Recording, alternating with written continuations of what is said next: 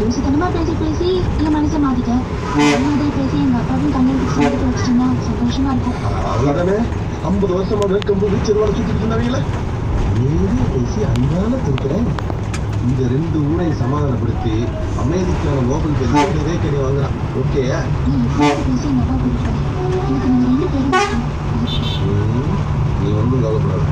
நம்ம பரம்பரை வாழ்க்கை நாளையோட ஒரு முடிவு. நீ தைரியமா போ.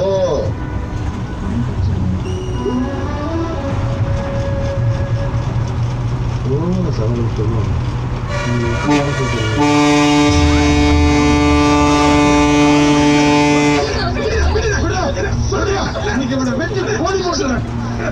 தைரியம் காதலிக்கிறேன்னு சொல்லுவா.